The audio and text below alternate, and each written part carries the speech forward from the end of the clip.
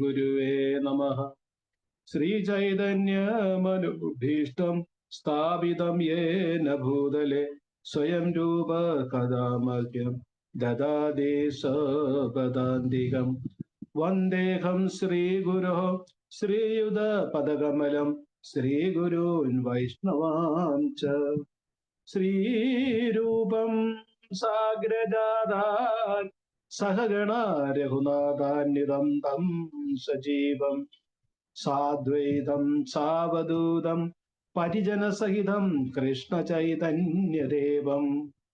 ശ്രീരാധാകൃഷ്ണപാദാൻ സഹഗണ ലളിതാ ശ്രീവിശാഖാന്വിതാം ച.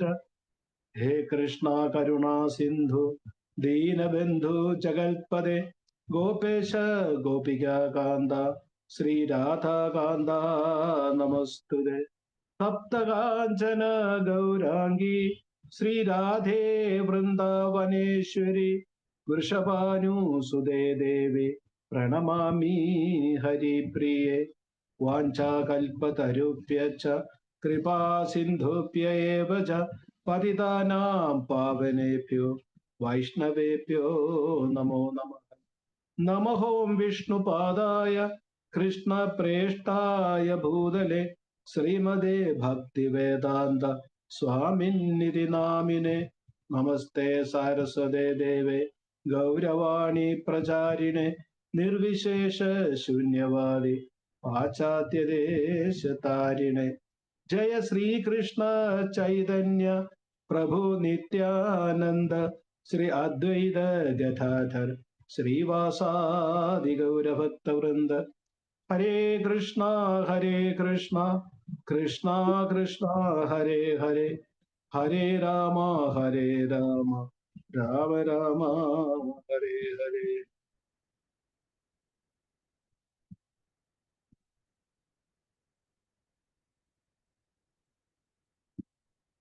ഹരേ കൃഷ്ണ. എല്ലാവർക്കും നമ്മുടെ ഇന്നത്തെ ഗുരുവഷ്ടകം ക്ലാസ്സിലേക്ക് സുസ്വാഗതം. നമ്മള് ഗുരുവഷ്ടകത്തിന്റെ 3 ശ്ലോകങ്ങൾ എടുത്തിരുന്നു. ഇന്ന് 4ാമത്തെ ശ്ലോകത്തിലാണ് നമ്മള്. ഇപ്പൊ 4ാമത്തെ രത്നം എന്താണ് ഗുരു നമുക്ക് തരുന്നത് നമുക്കൊന്ന് ചർച്ച ചെയ്യാം. 4ാമത്തെ ശ്ലോകം ഗുരുവഷ്ടത്തിൽ ചതുർവിധ ശ്രീ ഭഗവത് പ്രസാദു സ്വാതന്യ തൃപ്താൻ ഹരിഭക്ത സംഘാൻ കൃത്തൈവ തൃപ്തിൻ ഭജത സദൈവ വന്ദേ ഗുരു ശ്രീ ചരണാരവിന്ദം.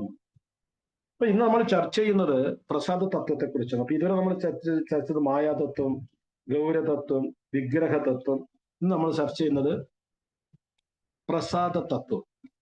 അപ്പൊ 4 പ്രകാരത്തിലുള്ള പ്രസാദമാണ് നമ്മൾ കഴിക്കുന്നത്. അതായത് നമ്മൾ ചവച്ച് കഴിക്കുന്നത്, 2 ശപ്പി കുടിക്കുന്നത് പറയും, അതായത് വലിച്ചു കുടിക്കാൻ. ഇപ്പൊ മാമ്പഴമൊക്കെ നമ്മൾ ഭവനോഫിട്ട് ഡയറക്റ്റ് വലിച്ചു കുടിക്കാറുണ്ട്. നേരെ കുടിക്കുന്നത്, അതായത് ചരണാമൃതം പോലുള്ള നമ്മൾ വെള്ളം കുടിക്കാനൊക്കെ കുടിക്കുന്നത്. പിന്നെ അച്ചാർ പോലുള്ള നക്കി കഴിക്കുന്നത്. അപ്പൊ പ്രസാദം ഏതായാലും ശരി ഭഗവാന്റെ, അത് ഈ 4 കാറ്റഗറിക്കകത്ത് ഒതുങ്ങുന്നതായിരിക്കും. ചവച്ച് കഴിക്കുന്നത്, കുടിക്കുന്നത്, നക്കുന്നത്, വലിച്ചു കുടിക്കുന്നത്. അപ്പൊ അതാണ് ചതുർവിധം സി ഭഗവത് പ്രസാദം, 4 തരത്തിലുള്ള പ്രസാദം. പിന്നെ പറയുന്നതോ സ്വാതന്യ തൃപ്താൻ ഹരിഭക്ത സംഘാൻ. സ്വാദ് അന്ന, സ്വാദ് അധികം അന്ന ഈസിക്കൽ ടു സ്വാദന. 2 വാക്കുകളാണ്, ഒന്ന് സ്വാദ്, 2 അന്ന. അന്നം എന്തുവാന്ന് നമുക്കറിയാം. സ്വാദം എന്ന് പറഞ്ഞാൽ ഇവിടെ ഏറ്റവും മനോഹരമായ എന്നുള്ള അർത്ഥമാണ്. അപ്പം ഇത്രയും മനോഹരമായ സ്വാദിഷ്ട അന്നം അഥവാ പ്രസാദം എങ്ങനെയാണ് ഭക്ഷിക്കേണ്ടത്? ആദ്യത്തെ ലൈനിൽ പറഞ്ഞു ചതുർവിധ ശ്രീ ഭഗവത് പ്രസാദം, ഭഗവാന്റെ പ്രസാദം 4 വിധത്തിലുണ്ട്. പിന്നെ പറഞ്ഞു സ്വാതന്യ തൃപ്താൻ ഹരിഭക്ത സംഘാൻ. അതെങ്ങനെയാ കഴിക്കേണ്ടത്? ഈ സ്വാദുള്ള അന്ന എങ്ങനെയാണ് കഴിക്കേണ്ടത്? തൃപ്താൻ, തൃപ്തിപൂർണമായിട്ട് കഴിക്കണം. മനസ്സിന് സന്തോഷം ഉണ്ടാകുന്ന തരത്തിൽ കഴിക്കണം. അല്ലാതെ ഇതിന് എരിയാണ്, പുളി കൂടുതലായിപ്പോയി, വെന്തില്ല, അല്ലെങ്കിൽ വെന്തുപോയി, പ്രസാദത്തിനെ സംബന്ധിച്ച് ഇതൊന്നും ആപ്ലിക്കബിൾ അല്ല. ഒരിക്കൽ നമ്മൾ അങ്ങനെ എന്തെങ്കിലും പറയുവാണെങ്കിൽ നമ്മൾ പ്രസാദത്തിനെ നിന്ദിക്കുകയാണ്. കാരണം അത് എരിയായാലും പുളിയായാലും എന്തായാലും ശരി ഭഗവാൻ ഭക്ഷിച്ചതിന്റെ ഉച്ഛിഷ്ടമാണ് നമ്മൾ ഭക്ഷിക്കുന്നത്. ഭഗവാന് ഭക്ഷിക്കാൻ കഴിയുമെങ്കിൽ പിന്നെ എന്തുകൊണ്ട് നമുക്ക് പറ്റിക്കൂടാ? അപ്പൊ അതുകൊണ്ട് ഏത് വിധത്തിലുള്ളതായാലും ശരി അത് തൃപ്തിയോടെ ഭക്ഷിക്കണം. തൃപ്തിയോടെ. അത് ഒറ്റയ്ക്കല്ല ഭക്ഷിക്കേണ്ടത്, വീട്ടിൽ അടുക്കളയിൽ നിന്നല്ല. ഹരിഭക്ത സംഘാൻ, ഹരിഭക്തരുടെ സംഘത്തിൽ ഇരുന്നുകൊണ്ട് ഈ പ്രസാദം 4 വിധത്തിലുള്ള ഏത് പ്രസാദമായാലും ശരി അത് തൃപ്തിയോടെ ഭക്ഷിക്കണം.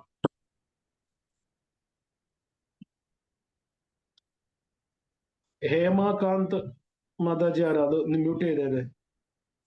ഹേമാകാന്ത് മാതാജി മൈക്രോഫോൺ മ്യൂട്ട് ചെയ്ത്, സൗണ്ട് ഡിസ്റ്റർബ് ആവും.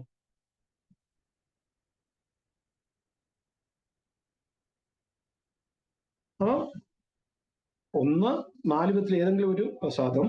2, അത് വളരെ സ്വാദുള്ളതാണ്, സ്വാദമായിട്ടുള്ളതാണ്. അത് നമുക്ക് തൃപ്തിയായിട്ട് കഴിക്കണം, മനസ്സിന് സന്തോഷം ഉണ്ടാക്കുന്ന വിധത്തിൽ കഴിക്കണം. അത് ഹരിഭക്ത സംഘാൻ. പ്രസാദം ഗ്രഹിക്കുക, ഇതൊരു സേവയാണ്. നമ്മൾ മറ്റെന്ത് സേവ ചെയ്യുന്നോ അതിന് പോലും ചിലപ്പോൾ അതിനേക്കാളും ഉപരിയായിട്ടുള്ള ഒരു സേവയാണ് ഭഗവത് പ്രസാദം എന്ന് പറയുന്നത്. അപ്പൊ നമ്മൾ എന്തുകൊണ്ട് സേവ എന്ന് പറഞ്ഞാൽ അതിന്റെ നമ്മൾ ആഹാരം കഴിക്കാൻ പോവെന്നല്ല പറയുന്നത്, പ്രസാദം ഗ്രഹിക്കാൻ പോവാണ്. നമ്മൾ ഈറ്റിംഗ് പ്രസാദം എന്നല്ല പറയുന്നത്, ഹോണറിങ് പ്രസാദം ആണ് പറയുന്നത്. നമ്മൾ പ്രസാദം എന്ന് പറയുന്നത് അല്ലല്ല ആഹാരം അന്നു പറയത്തില്ല. പ്രസാദം എന്നുള്ള വാക്കിന്റെ അർത്ഥം കൃപ എന്നാണ്. നിങ്ങൾ ചിലപ്പോൾ ഈ വാക്കുകളൊക്കെ കേട്ട് കാണും, ഇനി എപ്പോഴാണ് പ്രസാദിക്കാൻ നമുക്കറിയില്ല എന്ന് വെച്ചാൽ കൃപ. അപ്പൊ ഭഗവാന്റെ കൃപയാണ് പ്രസാദം. അതിനെ തൃപ്തിയായിട്ട് സന്തോഷത്തോടും ഭഗവത് ഭക്തരുടെ കൂടെ ഇരുന്ന് സേവിക്കുമ്പം അതൊരു സേവയായിട്ട് മാറും. അപ്പം ഹരിഭക്തരോടൊപ്പം വേണം ചെയ്യേണ്ടത്. അപ്പൊ നമ്മുടെ ആചാര്യന്മാര് അവര് എന്തെങ്കിലും ഒരു ശ്ലോകം അല്ലെങ്കിൽ ഒരു ലീല, അത് ഭാഗവത്തിന്റെ ആയാലും ഭഗവത്ഗീതയുടെ ആയാലും ബാക്കിയുള്ള എന്തായാലും ശരി, അതിനെ കീറി മുറിച്ച് അത് പഠിച്ചിട്ട് നമ്മൾക്ക് പറഞ്ഞു തരുന്നത്. അപ്പൊ നമ്മുടെ ആചാര്യന്മാര് ഈ പ്രസാദത്തിനെ കുറിച്ച് വർണ്ണിക്കുമ്പം ഇത് രാമായണമായിട്ട് കണക്ട് ചെയ്യുന്നു. വളരെ മനോഹരമായിട്ടാണ് കണക്ട് ചെയ്യുന്നത്. അതായത് മാതാ സീത അശോകവാടിയിൽ, അതായത് രാവണന്റെ പൂന്തോട്ടം അശോകവാടിയിൽ ഒറ്റയ്ക്ക് മരത്തിന്റെ ചുവട്ടിലിരുന്നിട്ട് പ്രഭു ശ്രീ രാമനെ കുറിച്ച് മാത്രം ചിന്തിച്ചുകൊണ്ടിരിക്കുകയാണ്. ഈ സമയത്ത് തൊട്ടടുത്ത മരത്തില് ഹനുമാൻ ഇരിപ്പുണ്ട്. ഹനുമാൻ ചെറിയൊരു പുഴുവിന്റെ അത്രയും രൂപത്തിലാണ് ഇരിക്കുന്നത്.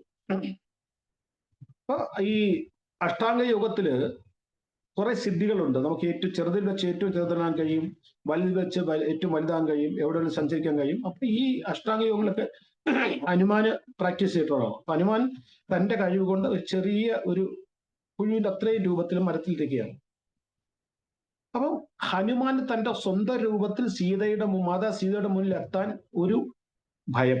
കാരണം ഒരബദ്ധം മാതാ സീതയ്ക്ക് പറ്റിയതാണ്. രാവണൻ ഒരു സന്യാസിയുടെ വേഷത്തിൽ മുമ്പ് വന്ന് വിശ്വസിച്ചു, അബദ്ധം പറ്റി. ഇനി ആര് ചെന്നാലും ആ സംശയ ദൃഷ്ടി കൊണ്ടേ നോക്കുള്ളൂ. താൻ തന്റെ യഥാർത്ഥ രൂപത്തിൽ ചെന്നാൽ ഇതും രാവണന്റെ ഒരു കളിയാന്ന് വിചാരിച്ച് ഞാൻ പറയുന്നത് കേൾക്കത്തില്ല എന്ന് വിചാരിച്ചിട്ട് ഒരു അനുകൂല സാഹചര്യത്തിന് വേണ്ടിയിട്ട് ഹനുമാൻ ആ മരത്തിന്റെ മുകളിൽ ഇരിക്കുന്നത്. അവിടെ ഹനുമാൻ എന്ത് ചെയ്തു?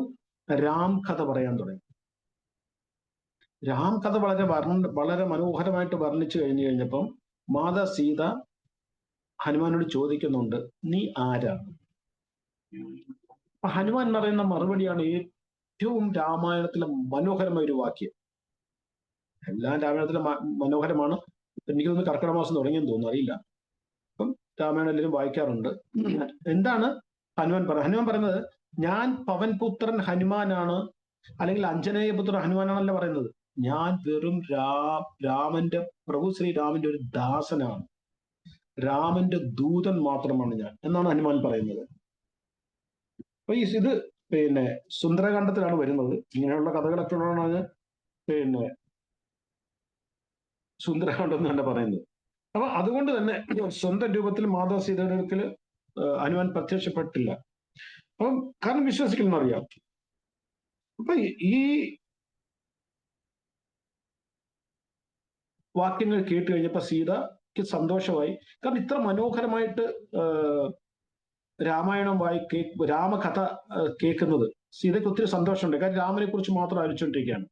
അപ്പോഴാണ് ചോദിക്കുന്നത്, നീ ആരാണെന്ന് ചോദിക്കാൻ പറയുന്നത് എന്താണ്? ഞാൻ രാമദൂത് ഹനുമാനാണ്.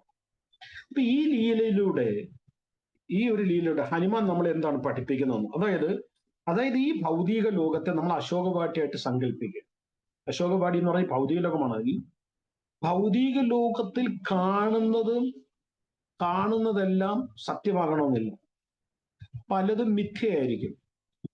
മായയുടെ പല പല പരിപാടികളിലൂടെ ചില കാര്യങ്ങൾ കാണുമ്പോൾ നമുക്കൊരു വാസ്തവമാണെന്ന്, ചില വ്യക്തികളെ കാണുമ്പോൾ തോന്നി ഇത് എനിക്ക് ഏറ്റവും വലിയ എൻ്റെ മിത്രമാണെന്ന്. പക്ഷെ പണി കിട്ടിക്കഴിയുമ്പോഴായിരിക്കും മിത്രമല്ലെന്ന് അറിയുന്നത്.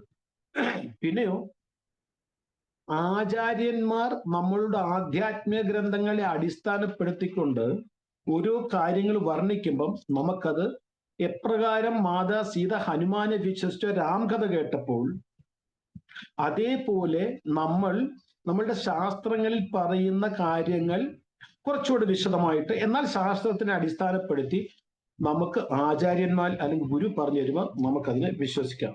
പറഞ്ഞതിന്റെ അർത്ഥം ഈ ഭൗതിക ലോകത്തിൽ നമ്മൾക്ക് കാണുന്നതിനേക്കാളും ഏറ്റവും കൂടുതൽ വിശ്വസിക്കാൻ കഴിയുന്നത് നമ്മളുടെ ആചാര്യ മതമാണ്, ഗുരുക്കന്മാരുടെ വാക്കാണ്. ഏത് സമയത്ത് രാംകഥയുടെ അമൃതവാഹിനി ശ്രീ ഹനുമാനെ പോലുള്ള ഒരു ശുദ്ധഭക്തനിൽ നിന്നും മാതാ സീതയുടെ കർണേന്ദ്രിയങ്ങളുടെ ഉള്ളിലെത്തി പ്രവേശിച്ചപ്പോൾ മാതാ സീത അന്നേരമാണ് ചോദിച്ചത്, നീ ആരാണ്? അതുവരെ ചോദിച്ചില്ലായിരുന്നു. അപ്പൊ സീത ഹനുമാനെ ഡൗട്ട് ചെയ്തില്ല. നീ വളരെ മനോഹരമായി രാംകഥ പറയുന്നു നാംതിയാരെ പറഞ്ഞു. അത് കഴിഞ്ഞപ്പോഴാണ് ചോദിച്ചത്, നീ ആരാണ്? അപ്പൊ ഇവിടെ ഹനുമാന്റെ ചേതന നമ്മൾ കാണണം. അതായത് രാമേശ്വരത്ത് നിന്നാണ് ഹനുമാൻ ലങ്കയിൽ വന്നത്.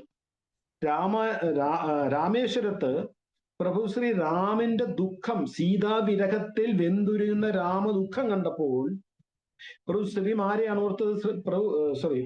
ഹനുമാൻ ആരെയാണ് ഓർത്തത്? സീതയാണ് ഓർത്തത്. അതുകൊണ്ടാണ് ഏത് വിധേനയും ലങ്കയിൽ വന്ന് സീതയെ കണ്ടുപിടിക്കണം ഹനുമാൻ നിശ്ചയിച്ചത്. കാരണം രാമന്റെ ദുഃഖം കാണാൻ ഹനുമാൻ കഴിയുന്നില്ലായിരുന്നു. ഈ അശോകവാടികയിൽ വന്ന് സീതയുടെ രാമവിരഹത്തിന്റെ ദുഃഖം കണ്ടപ്പോൾ ഹനുമാൻ ഓർത്തത് പ്രഭു ശ്രീരാമനെയാണ്. ഒന്നുകൂടി പറയാം, പ്രഭു ശ്രീരാമന്റെ ദുഃഖം കണ്ടപ്പം ഹനുമാൻ സീതയെ ഓർക്കുകയും സീതയെ കണ്ടപ്പോൾ രാമനെ ഓർക്കുകയും ചെയ്തു. അതായത് ഇവിടെ നമ്മൾ മനസ്സിലാക്കേണ്ട കാര്യം, ഇവിടെ എനിക്ക് ഓർമ്മ വന്നത് ശൂർപ്പണഖയാണ്. അത് ശൂർപ്പണഖ ആയാലും ശരി, രാവണനായാലും ശരി, രാവണന് സീതയെ കണ്ടപ്പം രാമന് ഓർമ്മ ഒന്നുമില്ല. രാമനില്ലാതെ സീതയെ അനുഭവിക്കണമെന്ന് ആഗ്രഹിച്ചു.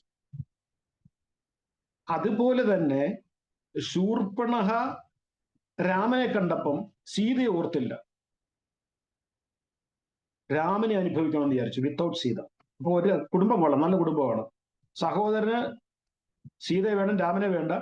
സഹോദരിക്ക് രാമനെ വേണം, സീതയെ വേണ്ട. നല്ല കുടുംബം. അപ്പൊ ഇവിടെ രാമന്റെ ചേതന രാവണന്റെ ചേതനയും തമ്മിൽ നമ്മൾ മനസ്സിലാക്കണം. ഏത് സമയം നമ്മൾ ഭഗവാനെ കണ്ടിട്ട് സീതയെ ഓർക്കുന്നില്ല, നമ്മുടെ ഉള്ളിൽ രാവണന്റെ ചേതനയും ഭഗവാനെ കാണുമ്പോൾ സീതയെ ഓർത്തു കഴിഞ്ഞാൽ അത് ഹനുമാന്റെ ചേതനയാണ്. അപ്പൊ ഇവിടെ പ്രസാദം എന്തുകൊണ്ടാണ് ഇത് പറയാന്നറിയാം, അതും ഞാൻ പറയാം. എന്തുകൊണ്ടാണ് നമ്മൾ ഈ പ്രസാദത്തിനെ രാമകഥയുമായിട്ട് കണക്ട് ചെയ്യുന്നതെല്ലാം ഇപ്പോഴും നിങ്ങളുടെ ഉള്ളിൽ വലിയ ക്വസ്റ്റ്യൻ മാർക്ക് വന്നതാണ്. എന്താണ് പറയാൻ ഉദ്ദേശിക്കുന്നത്? പ്രസാദം പ്ലേറ്റ് നമ്മുടെ മുന്നിൽ വരുമ്പോൾ ഓരോ ഐറ്റത്തിലും എനിക്ക് ഇഷ്ടമുള്ളത് ഏതാണ്, ഇഷ്ടമല്ലാത്തത് ഏതാണെന്ന് നമ്മൾ തിരയാൻ പാടില്ല. ആ സമയത്ത് പ്രസാദം പ്ലേറ്റ് എന്ന് പറയുന്നത് അത് നമ്മൾക്ക് മുമ്പിൽ വന്നു കഴിയുമ്പം നമ്മൾ സ്മരിക്കേണ്ടത് ഭഗവാനെയാണ്. ഇവിടെ പ്രസാദത്തിനെ സീതയോട് ഉപമിക്കാം. രാവണന് സീത മതിയായിരുന്നു, ഭഗവാനെ വേണ്ടായിരുന്നു. അതേപോലെ പ്രസാദം വേണം നമുക്ക്, ഭഗവാനെ വേണ്ടെങ്കിൽ നമ്മുടെ രാവണ വൃത്തിയാണ്.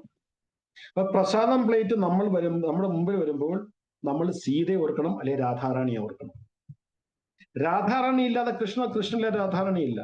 അപ്പൊ പ്ലേറ്റ് നമ്മുടെ മുമ്പിൽ വരുമ്പോൾ അത് രാധാറാണി അല്ല അഥവാ സീതയാണെങ്കിൽ നമ്മൾ ഒന്നുകിൽ കൃഷ്ണനെ ഓർക്കുക, അല്ലെങ്കിൽ പ്രഭു ശ്രീരാമനെ ഓർക്കുക. ഇല്ലെങ്കിൽ അത് രാവണ വൃത്തിയായി പോകും. നമ്മൾ ഓർത്താൽ അത് ഹനുമാന്റെ വൃത്തിയാകും. പറഞ്ഞത് മനസ്സിലായിക്കോണെന്ന് വിശ്വസിക്കുന്നു. അപ്പൊ ഇവിടെ നമ്മളൊരു ഐറ്റം, ഏതെങ്കിലും ഒരു ഐറ്റം നമ്മുടെ പ്ലേറ്റിൽ പലപ്പോഴും വിളമ്പുമ്പോൾ നമുക്കറിയത്തില്ല, പ്രോഗ്രാമൊക്കെ ഓരോ ഐറ്റങ്ങൾ വന്നുകൊണ്ടിരിക്കുക. അപ്പൊ അത് എനിക്കിത് വേണ്ട, എനിക്ക് ആ സമോസ വേണം, ഇതെനിക്ക് ഇഷ്ടമല്ല, ഇങ്ങനെ പറയുമ്പോൾ അത് രാവണ വൃത്തിയാണ്. കാരണം രാവണന്റെ സ്വന്തം ഇന്ദ്രിയ സുഖത്തിന് വേണ്ടിയിട്ടാണ് രാവണൻ സീതയെ അപഹരിച്ചത്. അപ്പൊ ഇവിടെ നമ്മുടെ ഇന്ദ്രിയത്തെ നാഗത്തിന് സുഖത്തിന് വേണ്ടി നമ്മൾ പ്രസാദം ഗ്രഹിക്കുമ്പോൾ നമ്മൾ തീർച്ചയായിട്ടും രാവണനാകുകയാണ്. അതേസമയം എന്ത് മുമ്പിൽ വന്നു കഴിഞ്ഞാലും നമ്മളത് ഭഗവാന്റെ കൃപയായിട്ട് കാണും. അതുകൊണ്ടാണ് നമ്മൾ പാടുന്നത് മഹാപ്രസാദേ ഗോവിന്ദോ നമോ ബ്രാഹ്മണി വൈഷ്ണവേ. അപ്പൊ ഒരുപാട് പുണ്യങ്ങൾ ചെയ്തവർക്ക് മാത്രമേ ഭഗവത് പ്രസാദം ലഭിക്കുകയുള്ളൂ. ഇവിടെ പിന്നെ കഴിഞ്ഞതിന്റെ അതിനു മുമ്പത്തെ ക്ലാസ് നമ്മൾ എടുത്തില്ലായിരുന്നു. ഇപ്പോഴും മാതാജി മരിച്ചു എന്ന് പറഞ്ഞില്ലേ, അത് അവർക്ക് 63 വയസ്സേ ഉള്ളൂ. ക്യാൻസർ ആയിട്ടാണ് മരിച്ചത്. മെയ് 1 അപ്പൊ ഒരു വർഷമായിട്ട് ക്യാൻസർ. മെയ് 1 അവര് തളർന്ന് കട്ടിലായി, എഴുന്നേൽക്കാനൊന്നും പറ്റാത്ത അവസ്ഥയായി. അപ്പൊ അവർ ദീക്ഷ എടുത്താണ്. അവരുടെ മകൻ എന്റെ ശിക്ഷാഗുരുവാണ്, എന്റെ കൗൺസിലറാണ്. 40 വയസ്സേ ഉള്ളെങ്കിലും ഭയങ്കര ആധ്യാത്മിക അറിവുള്ള വ്യക്തി. അതുകൊണ്ടാണല്ലോ കൗൺസിലറായത്. ആ 1-ാം തീയതി രാത്രിയിലാണ് പുള്ളിയുടെ എനിക്ക് ഫോൺ വന്നത്. ഇതുപോലെ അമ്മ ഒരു വശം തളർന്നുപോയി, എഴുന്നേക്കാൻ പറ്റില്ല, കട്ടിലായി. നെക്സ്റ്റ് ഡേ 2-ാം തീയതി ഞാൻ അമ്പലത്തിൽ ഇരുന്ന് നമ്മുടെ ജപാ സ്റ്റേഷനിൽ മംഗലാരത്തി ജപിച്ചുകൊണ്ടിരുന്നപ്പം എന്റെ മനസ്സിലൊരു ചോദ്യം വന്നു. അപ്പൊ മാതാജി എപ്പോഴും ഏത് സമയത്തും മരിച്ചു പോകുന്ന ഒരവസ്ഥയിലാണ്. അവരെടുക്ക പോയിരുന്ന് കുറച്ചു നേരം ജപിച്ചാൽ എന്താ? ഞാൻ ഉടനെ തന്നെ അവരുടെ വീട്ടിൽ ഒരു 1.5 കിലോമീറ്റർ ഉള്ള അമ്പലത്തിൽ നിന്ന് അവരുടെ വീട്ടിലോട്ട് ഞാൻ നടന്നു പോയി. വീട്ടിൽ ചെന്ന് കൊളിങ്ങല്ലടിച്ചു. പുള്ളി ഒന്ന് കഥ തുറന്നു. ഞാൻ പറഞ്ഞു എനിക്ക് മാതാജി എടുക്കുന്ന പറഞ്ഞ് ജപിക്കണം എന്നായിരുന്നു. അതിന് തപാന്ന് പറഞ്ഞു. അവര് കിടക്കുകയാണ്. ഞാൻ അടുത്തിരുന്ന് ജപിച്ചു. 1 മണിക്കൂർ ജപിച്ചു കഴിഞ്ഞ് ഞാൻ തിരിച്ച് അമ്പലത്തിൽ വന്നു കഴിഞ്ഞാൽ പിന്നെ എനിക്ക് തോന്നി കുറച്ച് ചരണാമൃതം കൊണ്ട് കൊടുത്താൽ എന്താ. ഞാനൊരു പാത്രത്തിൽ കുറച്ച് ചരണാമൃതം കൊടുത്ത് അവിടെ പറഞ്ഞു, ഈ ചരണാമൃതം 24 മണിക്കൂർ ഇവിടെ വെക്കണം. ഓരോ സ്പൂൺ ചെയ്ത് അവിടെ കൊടുത്തുകൊണ്ടിരിക്കുക. 24 മണിക്കൂർ തീരുമ്പോൾ വീണ്ടും ഞാൻ കൊണ്ടുവരാൻ പറഞ്ഞു. ഞാൻ 2 മാസം നിരന്തരം ഒന്നിടവിട്ട് ചരണാമൃതം കൊണ്ട് കൊടുക്കുമായിരുന്നു. എവരി ഡേ ഞാൻ അവിടെ പോയി ജപിക്കുമായിരുന്നു. ഏകാദശിക്ക് മാത്രം പറ്റത്തില്ലായിരുന്നു. കാരണം ഏകാദശിക്ക് എനിക്ക് ഒരുപാട് റൗണ്ട് ജപിക്കുന്നത് കൊണ്ട് പോകാനുള്ള സമയം കിട്ടിയില്ല. ഈ 2 മാസം പക്ഷെ അവരെന്നും ചരണാമൃതം കഴിച്ചു. ഇന്നലെ ഗുരുമഹാരാജിന്റെ ഒരു ആർട്ടിക്കിൾ പുള്ളി എനിക്ക് അയച്ചു തന്നു. ഒരു പാരഗ്രാഫിന്റെ ആർട്ടിക്കിൾ. അതായത് പത്മപുരാണത്തിൽ പറഞ്ഞിരിക്കുന്നത്, ഒരു വ്യക്തി നാമം ജപിച്ചില്ലെങ്കിൽ, ഒരു സേവ ചെയ്തില്ലെങ്കിലും ശരി, ചരണാമൃതം സ്വീകരിച്ചു കഴിഞ്ഞു കഴിഞ്ഞാൽ ആ വ്യക്തിക്ക് വൈകുണ്ഠ പ്രാപ്തി ഉണ്ടാകുമെന്നും പറഞ്ഞിട്ട് അവരുടെ എല്ലാ പാപങ്ങളും നശിക്കുമെന്ന്. അപ്പൊ ഇവിടെ മഹാപ്രസാദേ ഗോവിന്ദ നാമബ്രാഹ്മണി വൈഷ്ണവ ഇത് പറയാൻ കാരണം, ഭഗവാന്റെ പ്രസാദം ഭഗവത് കൃപ കൊണ്ടാണ് കിട്ടുന്നത്. അവർക്ക് ആ 2 മാസം ചരണാമൃതം കിട്ടാനുള്ള കാരണം ഞാനല്ല. എന്റെ രാധാമദൻ ഗോപാൽ എനിക്ക് പ്രേരണ തന്നതാകാം, ഒരു നിമിത്തമായതാകാം ഞാൻ. അവര് ചെയ്ത പുണ്യം, അവരുടെ മകൻ ചെയ്ത പുണ്യത്തിന്റെ ഫലമാണ് ഭഗവാൻ അവർക്ക് കൊടുത്തത്. ഏകദേശം 62 ദിവസം 63 ദിവസം അവര് എവരി ഡേ 3-4 പ്രാവശ്യം ചരണാമൃതം സ്വീകരിച്ചിട്ട് ശരീരം ഉപേക്ഷിച്ച് പോയത് കൊണ്ട് തീർച്ചയായിട്ടും അവർക്ക് സദ്ഗതി കിട്ടിക്കാണുമെന്ന് യാതൊരു സംശയം. അതുകൊണ്ട് മാത്രമല്ല, അവർ ഇനിഷ്യൽ ഡ്യൂട്ടി ആയിരുന്നു, ജപിക്കുമായിരുന്നു. ഈ താഴ്ന്നു കിടന്നപ്പോൾ പോലും ഞാൻ ചെന്നിട്ട് പോലും ഹരേ കൃഷ്ണ എന്ന് പറയുമ്പോൾ ഇങ്ങനെ പറയുമായിരുന്നു. പറഞ്ഞതിന്റെ അർത്ഥം അത്രമാത്രം പുണ്യം ചെയ്തത് കൊണ്ടാണ് നമുക്ക് ഈ ഭഗവത് പ്രസാദം കിട്ടുന്നത്. പക്ഷെ നിർഭാഗ്യവശാൽ നമുക്ക് പലപ്പോഴും ഈ പ്രസാദത്തിന്റെ മഹത്വം അറിയാതെ പോകുന്നു. അതുകൊണ്ടാണ് നമുക്ക് ഇവിടെ ഗുരു ഇതൊക്കെ പറഞ്ഞു തരുന്നത്. അപ്പൊ ഇവിടെ ഗുരു എന്താണ് പറയുന്നത്? ഞാൻ പറഞ്ഞു മഹാപ്രസാദേ ഗോവിന്ദേ നമോ ബ്രാഹ്മണി വൈഷ്ണവ പറഞ്ഞ ഒരുപാട് പുണ്യങ്ങൾ ചെയ്തവർക്ക് മാത്രമേ ഈ കാര്യത്തിൽ വിശ്വാസം വരത്തുള്ളൂ. ഈ ഒരുപാട് പുണ്യം ചെയ്തവർക്ക് മാത്രമേ ഇത് കിട്ടുകയുള്ളൂ. പലപ്പോഴും പലർക്കും കിട്ടുന്നുണ്ട്, പക്ഷെ അതിന്റെ വിശ്വാസം, അതിന്റെ മഹത്വം അത് അറിയണമെങ്കിൽ കൃഷ്ണകൃപ തന്നെ വേണം. ഇവിടെ ഗുരു എന്താണ് പറയുന്നത്, അല്ലെങ്കിൽ എന്താണ് നമ്മളെ പഠിപ്പിക്കുന്നത്? നിവേദ്യത്തെ ഭക്തിപൂർവ്വം എങ്ങനെയാണ് ഭഗവാൻ സമർപ്പിക്കേണ്ടത് ആദ്യം ഗുരു പറഞ്ഞു തരും നമുക്ക്. പ്രസാദം സമർപ്പിക്കാനുള്ള ശ്ലോകങ്ങൾ അതെല്ലാം ഗുരു നമുക്ക് പറഞ്ഞു തരും. അതിനുശേഷം ഇത് പ്രസാദമായിട്ട് നൈവേദ്യമായിട്ട് നമ്മൾ സമർപ്പിച്ചത് പ്രസാദമായിട്ട് തിരിച്ചു കിട്ടുമ്പോൾ അത് എങ്ങനെയാണ് സേവിക്കേണ്ടതെന്നും കൂടെ ഗുരു നമ്മളെ പഠിപ്പിക്കുകയാണ്. അത് തിരിച്ചു വരുമ്പോൾ അത് എങ്ങനെയാണ് ഭക്തിയോടെ ഭക്ഷിക്കേണ്ടത് എങ്ങനെയാണെന്ന് ഗുരു നമ്മളെ പഠിപ്പിക്കുന്നത്. അപ്പൊ കോടാനുകോടി ജന്മങ്ങൾ കോടാനുകോടി ജനങ്ങൾ ഒരു നേരത്തെ ഭക്ഷണത്തിന് പോലും വലയുന്ന ഈ ഭൗതിക ലോകത്തിൽ, അന്നം കിട്ടാതെ തളർന്നു വീഴുന്ന ആൾക്കാരുള്ള ഈ ലോകത്തിൽ നമ്മൾക്ക് മഹാപ്രസാദം കിട്ടുമെന്ന് പറയുമ്പോൾ അതൊരു സാധാരണ കാര്യമല്ല. അതിന്റെ മഹത്വം, അതിന്റെ വില നമ്മൾ മനസ്സിലാക്കണം. അതുകൊണ്ട് തന്നെ നമ്മൾ ബഹുമാനിക്കണം. ഒരന്നം പോലും താഴെ വീഴാൻ പാടില്ല. നാരദമുനി വൈകുണ്ഠത്തിൽ പോയി പ്രസാദം കഴിച്ച കഥ എല്ലാവരും കേട്ടിട്ടുള്ളതല്ലേ? കേട്ടിട്ടില്ലാത്ത കാര്യമുണ്ടോ? ജഗന്നാഥ് കേട്ടിട്ടുണ്ടല്ലോ. അപ്പൊ അതിനകത്ത് ഒരു പൊട്ട് പ്രസാദമാണ് ശിവന് കിട്ടിയത് അന്നകത്തുണ്ടെങ്കിൽ. അപ്പൊ അതുകൊണ്ട് തന്നെ നമ്മൾ ഭഗവാന്റെ പ്രസാദത്തിന്റെ മഹത്വം മനസ്സിലാക്കണം. അപ്പൊ ഇവിടെ ഞാൻ പറഞ്ഞത് കോടാനുകോടി ജനങ്ങൾ അന്നം കിട്ടാതെ ബുദ്ധിമുട്ടുന്ന ഈ ഭൗതിക ലോകത്തിൽ, ഈ ഭൗതിക സാഗരത്തെ, ഭൗതിക സമുദ്രത്തെ തരണം ചെയ്യാനുള്ള ഒരു ഉപാധിയാണ് നമുക്ക് കിട്ടുന്നത്, വെറും അന്നമല്ല. വിശപ്പിനുള്ള ഉപാധി അല്ല ഇത് നമുക്ക് കിട്ടുന്നത്. പിന്നെയോ ഈ ഭൗതിക ലോകത്തെ ബന്ധനത്തിൽ നിന്നും മുക്തമായി ഭൗതിക ലോകത്തിൽ നിന്നും പോകാനുള്ള ഒരു ഉപാധിയാണ്, ഒരു കൃപയാണ് ഭഗവാന്റെ. അതിനാണ് ഭഗവാൻ ഇത് സ്വീകരിച്ചിട്ട് നമുക്ക് തരുന്നത്. അതുകൊണ്ട് തന്നെ ഇതിന്റെ മഹത്വം വിലമതിക്കാനാകാത്ത ഈ ഭഗവത് പ്രസാദം നമുക്കായി തരുന്ന കാരുണ്യവാനാണ് മഹാഗുരു. ചക്ഷുരുന്മീലം തസ്മൈ ശ്രീ ഗുരുവേ നമഃ. അപ്പൊ ആ മഹാപ്രസാദം നമുക്ക് തരുന്ന ആരാണ്? ഗുരുവാണ്. നമുക്കതിന് മുമ്പ് എന്തറിയായിരുന്നു? സ്കൂളിൽ വരുന്ന മഹാപ്രസാദം ഓണത്തിനൊക്കെ കണ്ടിട്ടുണ്ട്. വീട്ടിൽ അമ്മയായാലും എൻ്റെ വൈഫൊക്കെ ഇല വെട്ടിട്ട് വിളക്കിന് മുമ്പിൽ വെക്കുക എന്നാണ് പറയുന്നത്. പക്ഷെ അന്നത്തെ കാലത്ത് വിളക്കിന് മുമ്പിൽ വെക്കുന്ന അർത്ഥമുണ്ട്. കാര്യം വിളക്ക് കത്തിക്കുന്ന എവിടെയാണ്? എല്ലാ വീടുകളിലും അമ്പലം ഉണ്ടായിരുന്നു, ഭഗവാന്റെ ഫോട്ടോ ഉണ്ട്, അതിന് മുമ്പിലായിരുന്നു വിളക്ക് കത്തിക്കുന്നത്. അതിന് മുമ്പ് ഇല വെട്ടി എല്ലാം വിളമ്പി വിഷുവിനും ഓണത്തിനും ഒക്കെ ഉള്ളൂ, ബാക്കി എല്ലാ ദിവസവും ചെയ്യാറില്ല. വിളമ്പിയിട്ട് സമൃദ്ധിയിൽ നമ്മൾ കഴിച്ചിരുന്നത്. അപ്പൊ ഈ പുതിയ കാര്യങ്ങളല്ല ഇത്. പക്ഷെ നമ്മളത് മറന്നുപോയി, അല്ലെങ്കിൽ വിട്ടുപോയി. ഇന്ന് നമ്മൾ വീണ്ടും അത് ഓർമ്മിപ്പിച്ചാരാണ്? നമ്മുടെ ഗുരുവാണ്. അപ്പൊ ഇവിടെ നമ്മൾ ഇതുവരെ ചർച്ച ചെയ്തത് രാമലീലയെ കുറിച്ചാണ് ചർച്ച ചെയ്തത്. ഇനിയും കൃഷ്ണലീലയായിട്ട് നമ്മൾ ഇത് നോക്കിയാലോ? കൃഷ്ണലീല നമ്മൾ കണ്ടു വേണുഗീതത്തില്, പിന്നെ അഞ്ചാമത്തെ ശ്ലോകം അല്ലെ? ബർഗാപീഠം നടവരവു കർണയോ കർണികാരം എന്നുള്ള ശ്ലോകം നമ്മൾ എടുത്തതാണ്. ബർഗാപീഠം നടവരവു കർണയോ കർണികാരം വിഭ്രാദ്വാസ കനകകപിശം വൈജയന്തിം ചമാലാം. ആ രണ്ടുവരി കഴിഞ്ഞിട്ടുള്ള രണ്ടുവരിയാണ് നമ്മൾ എടുക്കുന്നത്. രന്ധ്രാൻ വേണു അധരസുതയോ പൂരയൻ ഗോപവൃന്ദൈ വൃന്ദാരണ്യം സ്വപതരമണാം ഭാവിശീതകീർത്തി. ശ്രദ്ധിച്ചു കേൾക്കണേ. രന്ധ്രാൻ എന്ന് പറഞ്ഞാൽ സുഷിരങ്ങൾ. എന്തിന്റെ സുഷിരങ്ങൾ? വേണുവിന്റെ സുഷിരങ്ങൾ. അധരസുതയാം, അധരസുത പറഞ്ഞാൽ അധരാമൃത്, പൂരയെ നിറച്ചുകൊണ്ട്, ഗോപവൃന്ദയിൽ ഗോപസമൂഹത്തെ, വൃന്ദാരണ്യം വൃന്ദാവനത്തിലേക്ക്, സ്വന്തം പാദം രമണ മനോഹരമായ പ്രാവിശത്ത് പ്രവേശിച്ചു, ഗീതകീർത്തി ഗാനം ചെയ്തുകൊണ്ട്. വരിയുടെ അർത്ഥം എന്ന് പറഞ്ഞാൽ തന്റെ പാദമുദ്രകളാൽ ആ പ്രദേശത്തെ മനോഹരമാക്കിക്കൊണ്ട്, മാത്രമല്ല തന്റെ അധരാമൃതത്താൽ തന്റെ ഓടക്കുള്ളിലെ ദ്വാരങ്ങൾ നിറച്ചുകൊണ്ട് വൃന്ദാവനത്തിൽ ഭഗവാൻ പ്രവേശിച്ചു. ഞാനൊരു ചോദ്യം ചോദിക്കാം. വേണുഗാനം ഈ ശ്ലോകം നമ്മളെല്ലാം എടുത്തതാണ് അല്ലെ? എല്ലാവർക്കും ഓർമ്മയുണ്ടോ? മറന്നുപോയോ? വേണുഗീതം എടുത്ത എല്ലാവർക്കും ഓർമ്മയുണ്ടോ?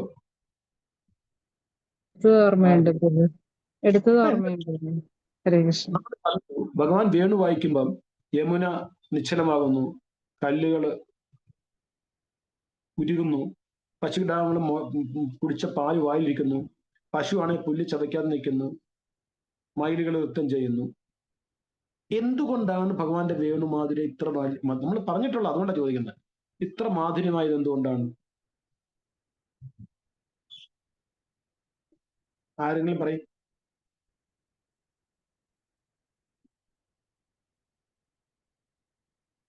ചോദ്യം മനസ്സിലായോ? അതിന് ഉത്തരവില്ലേ? മനസ്സിലായി. എന്തുകൊണ്ടാണ് ആ വേണുധ്വനി ഇത്ര, ഇതൊക്കെ ഇങ്ങനെ എന്തുകൊണ്ടാണ് സംഭവിക്കുന്നത്? അല്ല, അതിന്റെ മഹത്വം എന്താണ്? ഒരു ഓടക്കുഴൽ അതിനകത്ത് 5-6 എഴുത്തുണ്ടെന്നല്ലാതെ. അത് ഭഗവാന്റെ അധരാമൃതം പേറിക്കൊണ്ടാണ് ആ ശബ്ദം വരുന്നത്. ആ ശബ്ദത്തിന്റെ മാധുര്യം എന്ന് പറഞ്ഞാൽ അതിന് രാഗമോ ട്യൂണോ സ്വരമോ അല്ല, ഭഗവാന്റെ അധരാമൃതം പേറിക്കൊണ്ടാണ് അത് വരുന്നത്. അപ്പൊ ഭഗവാന്റെ അധരാമൃതം പേറിക്കൊണ്ട് വരുന്ന വേണുധ്വനി ശ്രവണേന്ദ്രിയങ്ങളുടെ ഉള്ളിൽ ചെല്ലുമ്പോൾ ആ വേണുഗാനത്തിന്റെ വ്യത്യസ്ത രാഗങ്ങൾ വൃന്ദാവനവാസികളിൽ ഭഗവാനെ പ്രതി അനുരാഗമുണ്ടാക്കുന്നു. ആ വേണുവിന്റെ രാഗം അവരുടെ ഉള്ളിൽ അനുരാഗമാക്കി മാറ്റുന്നു. അതുപോലെ വേണുഗാനത്തിന്റെ മാധുര്യത്തിന്റെ രഹസ്യം അത് ഭഗവാന്റെ അധരാമൃതമാണെങ്കിൽ ഭഗവാന്റെ പ്രസാദവും ആ അധരാമൃതം പേറിക്കൊണ്ടാണ് വരുന്നത്. ഭഗവാൻ രുചിച്ചു നോക്കിയപ്പോ ആ അധരാമൃതം അതിൽ വന്നിട്ടുണ്ട്. അപ്പൊ ആ അധരാമൃതം പേറിയ വേണുഗാനം വൃന്ദാവനവാസിയുടെ ഉള്ളിൽ അനുരാഗം സൃഷ്ടിക്കുന്നുണ്ടെങ്കിൽ അതേ അധരാമൃതം പേറിക്കൊണ്ടുവരുന്ന ഭഗവാന്റെ മഹാപ്രസാദം കഴിക്കുമ്പോൾ നമ്മുടെ ഉള്ളിലും ഭഗവാനെ പ്രതി അനുരാഗം ഉണ്ടാകണം. ഉണ്ടാകുന്നില്ല എങ്കിൽ നമ്മൾ കഴിക്കുന്നത് പ്രസാദമല്ല, വെറും അന്നമായിട്ടാണ് നമ്മൾ കഴിക്കുന്നത്. പ്രസാദത്തിന് വേണ്ടുന്ന ബഹുമാനം നമ്മൾ കൊടുക്കാതെയാണ് കഴിക്കുന്നത്. അപ്പൊ പ്രസാദം പ്ലേറ്റ് എന്ന് പറയുന്നത് വേണുവാണ്. കാര്യം ആ പ്ലേറ്റിലിരിക്കുന്ന ആഹാരത്തിനും ആ വേണുവിൽ നിന്ന രാഗങ്ങൾക്കും ഭഗവാന്റെ അധരാമൃതം ഉണ്ട്. ആ പ്ലേറ്റിലിരിക്കുന്ന ഓരോ വിഭവങ്ങളും ഭഗവാന്റെ വ്യത്യസ്ത രാഗങ്ങളായിട്ട് കാണണം. അല്ലാതെ ഇതെനിക്ക് ഇഷ്ടമല്ല, ഇത് പാവയ്ക്കയാണ്, ഇത് വെണ്ടയ്ക്കയാണ്, എനിക്ക് മധുരമുള്ളത് വേണമെന്ന് പറയരുത്. ഓരോന്നും ഭഗവാന്റെ രാഗങ്ങളായിട്ട് കാണണം. ആ രാഗങ്ങളെ എപ്രകാരം വൃന്ദാവന വാസികളും വൃന്ദാവനത്തിലെ മറ്റു ജീവജാലങ്ങളും ആസ്വദിച്ചോ, അതേപോലെ ഈ പ്രസാദത്തിന്റെ ഓരോ ഉരുളയും ഓരോ ഇതും നമ്മൾ ഒരു ബൈറ്റ് നമ്മൾ ആസ്വദിക്കണം. അന്നേരം നമ്മൾ ആരെ ഓർക്കണം? ഭഗവാനെ ഓർക്കണം. ആ വിഭവങ്ങളെ മാത്രം എടുത്തു കഴിഞ്ഞാൽ രാവണ വൃത്തിയാണ്. അത് സീതയാകാം, രാധാറാണിയാകാം. നമുക്ക് ഭഗവാനെ ഓർക്കാൻ കഴിഞ്ഞു കഴിഞ്ഞാൽ അത് ഹനുമാൻ വൃത്തിയാകും. ഇപ്പൊ ശ്യാം സുന്ദർ ഭഗവാന്റെ വേണു പ്ലേറ്റിന്റെ രൂപത്തിൽ നമ്മുടെ മുന്നിൽ പ്രത്യക്ഷപ്പെട്ടിരിക്കുകയാണ്. വേണുവിന് പ്രത്യേകിച്ച് കഴിവൊന്നുമില്ല, പ്ലേറ്റിനുമില്ല. ആ വേണുവിൽ കൂടി വരുന്ന, വേണുവിന്റെ സുഷിരങ്ങളിൽ കൂടി വരുന്ന രാഗങ്ങൾക്കാണ് ഇമ്പോർട്ടന്റ്. കാരണം ആ രാഗം ഭഗവാന്റെ അധരാമൃതം പേറിയതാണ്. അതേപോലെ ഈ പ്ലേറ്റിന് യാതൊരു മഹത്വം ഇല്ല. ആ പ്ലേറ്റിലിരിക്കുന്ന ഓരോ വിഭവങ്ങൾക്കുമാണ് മഹത്വം. കാരണം ആ വിഭവവും ഭഗവാന്റെ അധരാമൃതം പേറിക്കൊണ്ട് വന്നത്. ഏത് സമയത്ത് നമ്മൾ പ്രസാദം ചുരിക്കുന്നോ, അതിന്റെ സ്വാദ് ആസ്വദിക്കുന്നോ, മനസ്സിലാക്കിക്കോണം, വിവിധ രുചികൾ പ്രഭു ഭഗവാൻ എനിക്ക് വേണ്ടി വായിക്കുന്ന വിവിധ രാഗങ്ങളാണ്. എന്നാലോചിച്ചു, അങ്ങനെ നമ്മൾ ആസ്വദിച്ചുകൊണ്ട് പ്രസാദം കഴിക്കാൻ കഴിഞ്ഞാൽ എത്ര മനോഹരമായിട്ട് പ്രസാദം ഇരിക്കാൻ കഴിയും. ഇരിക്കുന്ന ഓരോ എടുക്കുമ്പോൾ നമ്മൾ ചിന്തിക്കുന്നത് ഇത് ഭഗവാന്റെ ഒരു രാഗമാണ്, ഭഗവാന്റെ കൃപ കൊണ്ട് ഭഗവാൻ എനിക്ക് വേണ്ടി ആലപിക്കുന്ന രാഗമാണ്. അതായത് പ്രഭു ഇത് എനിക്ക് വേണ്ടി എന്തുകൊണ്ടാണ് പ്രഭു എനിക്ക് തരുന്നത്? പ്രഭു എന്നോടുള്ള അഹൈതുക കൃപ കൊണ്ടാണ്. 500 പേരിന്ന് കഴിക്കുന്നുണ്ടോ, 1000 പേരിന്ന് കഴിക്കുന്നുണ്ടോ, 10 പേരിന്ന് കഴിക്കുന്നുണ്ടോ നമ്മൾ നോക്കണ്ട. നമ്മുടെ പ്ലേറ്റ്, ആ പ്ലേറ്റിനുള്ളിൽ വെച്ചിരിക്കുന്ന പ്രസാദത്തിന്റെ ഓരോ വിഭവങ്ങളും ഓരോ രാഗം ഭഗവാൻ എനിക്ക് വേണ്ടി തരികയാണ്. അത് എന്നോടുള്ള കോസ്ലെസ് മേഴ്സി, അഹൈതു കൃപ കൊണ്ട് ഭഗവാൻ എന്നെ ഉദ്ധരിക്കാൻ വേണ്ടി തരുന്നതാണ്. ബാക്കിയൊന്നും നമ്മൾ അന്നേരം ചിന്തിക്കേണ്ട കാര്യമില്ല, ബാക്കിയൊന്നും നമ്മൾ കാണേണ്ട കാര്യമില്ല. നമ്മുടെ മുഴുവൻ ശ്രദ്ധ എവിടെ ആയിരിക്കണം? ചതുർവിധ ശ്രീ ഭഗവത് പ്രസാദോ സ്വാതന്ത്ര്യത്ത ഹരിഭക്ത സംഘാൻ. ഏത് സമയത്ത് ഭക്തൻ 4 തരത്തിലുള്ള പ്രസാദം ഭഗവത് ഭക്തരുടെ ഒപ്പം ഇരുന്ന് ഭക്ഷിച്ച് തൃപ്തി നേടുന്നു, ആ സമയത്ത് നമ്മുടെ ഗുരുവും പ്രസന്നാവുന്നു. പ്രസാദം ഗ്രഹിക്കുക, പ്രസാദത്തിനൊക്കെ അടിയിടുന്ന കാണാം ചിലപ്പോൾ ഇരുന്നിട്ട്, ഈ മേരക്ക് ചോദിച്ചാൽ അത് വേണ്ട ഇത് വേണ്ട, അത് കാണുമ്പോൾ ഗുരു സന്തുഷ്ടനാവുമോ? ഇല്ല. ഇപ്പൊ ഗുരുവിന്റെ അടുക്കൽ ചെല്ലുമ്പോൾ, നമ്മുടെ സാധാരണ ഗുരുവിന്റെ അടുക്കലൊക്കെ ചെല്ലുമ്പോൾ ശിക്ഷകരും ദീക്ഷ ചോദിക്കുന്നുണ്ട്, പ്രസാദ് ലിയാക്കിയ, ആദ്യം ചോദ്യതാണ് പ്രസാദ് ലിയാക്കിയ. ആ സമയമാണെങ്കിൽ, ഇല്ലെങ്കിൽ സാധാരണ ഗുരുക്കന്മാർക്ക് എന്തെങ്കിലും കാണും, ഡ്രൈ പ്രസാദ് എടുത്ത് നമ്മുടെ ഈ തരും. കാരണം ഗുരു നമ്മളെ അത്രമാത്രം സ്നേഹിക്കുന്നു. അപ്പൊ ഞാനിവിടെ പറഞ്ഞെന്തായിരുന്നു, എന്തുകൊണ്ടാണ് നമ്മുടെ പ്ലേറ്റിൽ രാഗങ്ങളാകുന്ന വിഭവങ്ങൾ ഭഗവാൻ തന്റെ അധരാമൃത തച്ചിട്ട് തരുന്നത്? അത് കോസേഴ്സ് മേഴ്സി അഹൈതു കൃപ കൊണ്ടാണ്. അതേപോലെ നമ്മൾ ചെല്ലുമ്പോൾ ഗുരു നമ്മളോട് ചോദിക്കുന്ന ചോദ്യം പ്രസാദം കായക്കുക അല്ലെങ്കിൽ ഒരു പ്രസാദം തരുന്നത് എന്തുകൊണ്ടാണ്? ആ ഭഗവാൻ എത്രമാത്രം നമ്മളെ സ്നേഹിക്കുന്നു, അതേപോലെ ആ ഗുരു നമ്മളെ സ്നേഹിക്കുന്നു. അതുകൊണ്ടാണ് നമ്മൾ പറയുന്നത് വന്ദേ ഗുരുശ്രീ ചരണാം. അപ്പൊ വന്ദേ ഗുരുശ്രീ ചരണാരവിന്ദം എന്ന് പറയുന്നതിന്റെ ഭഗവാന്റെ ഗുരുവിന്റെ ചരണാരവിന്ദം നമിക്കാനുള്ള ഓരോ കാരണമാണ് നമ്മൾ ചർച്ച ചെയ്യുന്നത്. ആദ്യത്തെ കാരണം എന്തായിരുന്നു? മായാതത്വത്തിനെ കുറിച്ച് നമ്മൾ പറഞ്ഞു. ആ ഗുരുവിന്റെ ചരണാരവിന്ദത്തെ നമ്മൾ നമിക്കുന്നു, വന്ദേ ഗുരുശ്രീ ചരണാരവിന്ദം. അത് കഴിഞ്ഞപ്പോ പറഞ്ഞു, നിന്നെ ഈ ഭൗതികത്വത്തിൽ രക്ഷപ്പെടുത്താൻ വേണ്ടി, അല്ലെങ്കിൽ രക്ഷപ്പെടണം എന്നുണ്ടെങ്കിൽ ഗൗർനിത്തായുടെ ചരണാരവിന്ദത്തിൽ അഭയം പ്രാപിക്കണം. ആ ഗുരുവിനെ വന്ദോ ഗുരുശ്രീ ചരണാരവിന്ദം. പോരാ, ഭഗവാന്റെ വിഗ്രഹത്തെ സേവിക്കണം. എങ്ങനെ സേവിക്കണം? എത്ര പ്രാവശ്യം ആർത്തി ഒഴിയണം? ഏതൊക്കെ സീക്വൻസിൽ ഒഴിയണം? ഇതൊക്കെ ഗുരു നമ്മളെ പഠിപ്പിച്ചു. ആ ഗുരുവിന്റെ വന്ദേ ഗുരുശ്രീ ചരണാരവിന്ദം. പോരാ, ഭഗവാന്റെ പ്രസാദം കഴിച്ച് നമ്മുടെ അന്ധകരണ ശുദ്ധീകരണം വരുത്തണം. ആ പ്രസാദം എങ്ങനെ നേദിക്കണം, എങ്ങനെ പ്രിപ്പയർ ചെയ്യണം, എന്തൊക്കെ ശുദ്ധത വേണം, തുളസിയില വിടണം, ഏത് മന്ത്രം ജപിക്കണം, എങ്ങനെ നേദിക്കണം, എത്ര സമയം നേദിക്കാൻ അവിടെ വെക്കണം, അത് കഴിഞ്ഞ് എടുത്ത് എങ്ങനെ ഭക്ഷിക്കണം, ഭക്ഷിക്കുമ്പോൾ ഏത് മന്ത്രം വേണം, ഇതെല്ലാം നമ്മളെ പഠിച്ച ഗുരു വന്ദേ ഗുരു. ആ ഗുരുവിന്റെ ചരണാരവിന്ദങ്ങൾ വന്ദേ ഗുരു ശ്രീ ചരണാരവിന്ദം. പ്രസാദനെ കുറിച്ച് ഇത്രേ പറയാൻ എനിക്കുള്ളൂ. നിങ്ങൾക്ക് ആരെങ്കിലും ചോദിക്കാം. പ്രസാദത്വം കഴിഞ്ഞിനി പ്രസാദവും കഴിച്ചു, വിഗ്രഹസേവയും ചെയ്തു, അത് കഴിഞ്ഞ് ചൈതന്യ മഹാപ്രഭുവിന്റെ ഷെൽട്ടർ എടുത്തു കഴിഞ്ഞാൽ നമ്മുടെ ഉള്ളിൽ രാധാകൃഷ്ണ ലീല പ്രകടമാകും. രാധാകൃഷ്ണ തത്വം നമുക്ക് അടുത്ത ക്ലാസ്സിൽ ചർച്ച ചെയ്യാം. ഇന്ന് നമുക്ക് ഇവിടെ നിർത്താം. ആർക്കെങ്കിലും എന്തെങ്കിലും ചോദിക്കാനുണ്ടെങ്കിൽ പറയാനുണ്ടെങ്കിൽ ചോദിക്കാം. ഹരേ കൃഷ്ണ. അൺമ്യൂട്ട് ചെയ്തിട്ട് ചോദിക്കാം.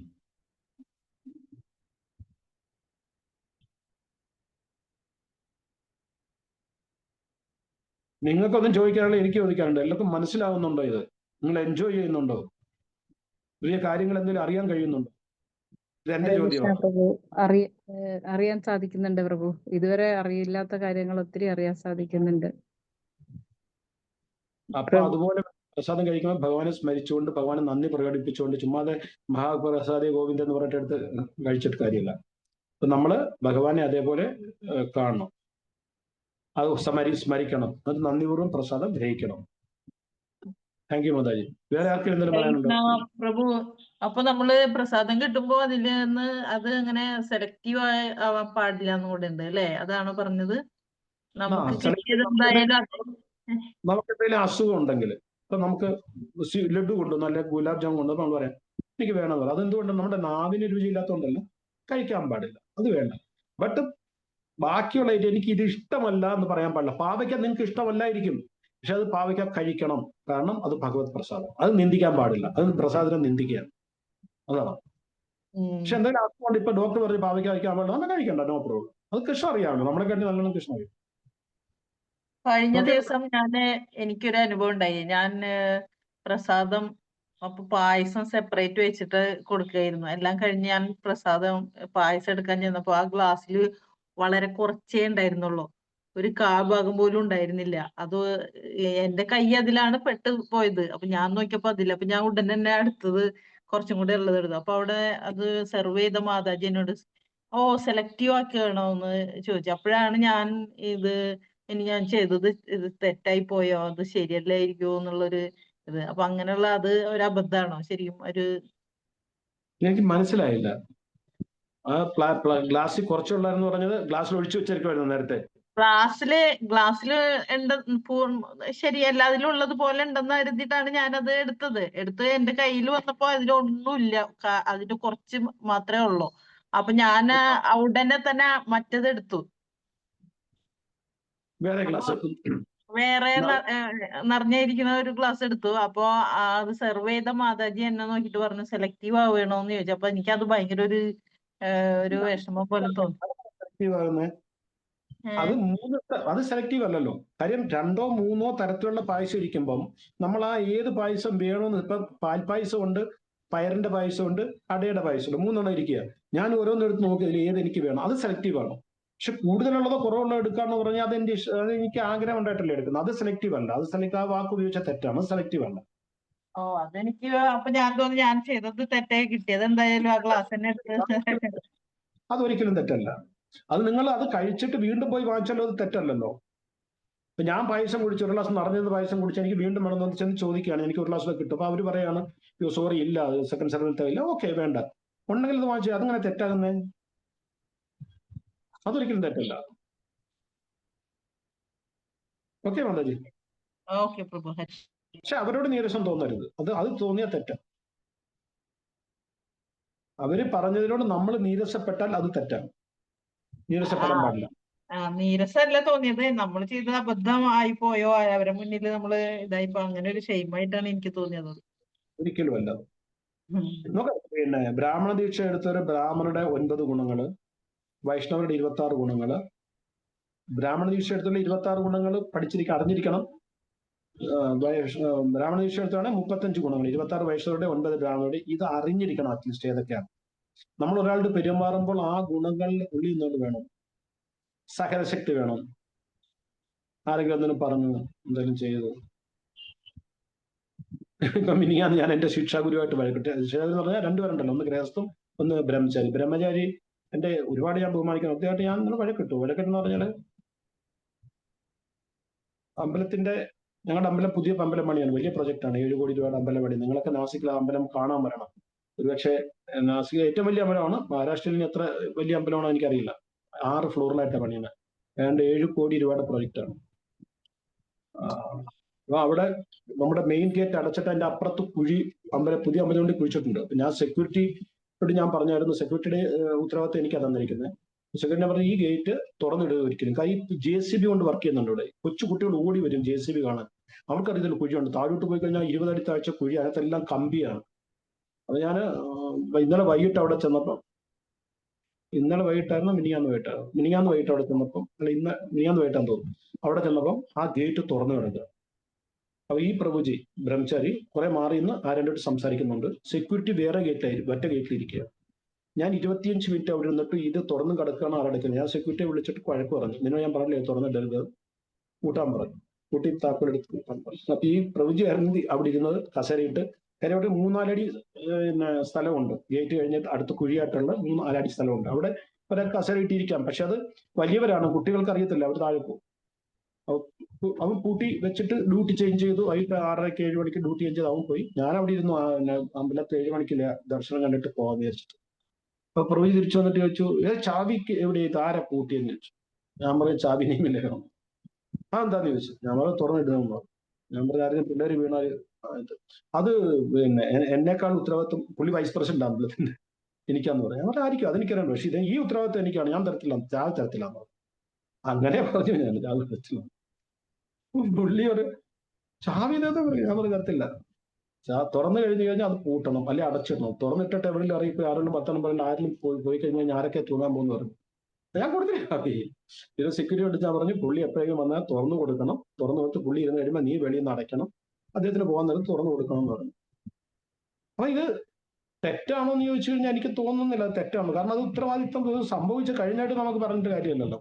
ആരെങ്കിലും കുഞ്ഞുങ്ങൾ വീണ് കഴിഞ്ഞാൽ എല്ലാവരും തൂങ്ങും, മീഡിയയിലൊക്കെ വരും, ഇസ്കോൺ അമ്പലത്തിന്റെ ബേസ്തിയാവും, ജയിലിൽ പോകേണ്ടി വരും, ടെമ്പിൾ പ്രസിഡന്റ് ജയിലിൽ പോകേണ്ടി വരും. അപ്പൊ അതൊക്കെ കൊണ്ടിട്ട് ഞാൻ ചെയ്തത്. അപ്പൊ ചില അവസരങ്ങളിൽ നമുക്ക് അങ്ങനെയൊക്കെയുള്ള സിറ്റുവേഷൻ അനുസരിച്ച് പെരുമാറേണ്ടി വരും. അത് കഴിഞ്ഞ് രാവിലെ നമ്മളിപ്പം അദ്ദേഹത്തിനോട് ദണ്ഡം ചെയ്തു, ഓക്കെ ആയി. ഓക്കെ, നമുക്ക് നിർത്താം. നേരന്മാർക്ക് അവർക്കൊന്നും ഇല്ലെങ്കിൽ ചോദിക്കാനുണ്ടോ? ഹരേ കൃഷ്ണ. പ്രഭുജി നിർത്താം പ്രഭുജി.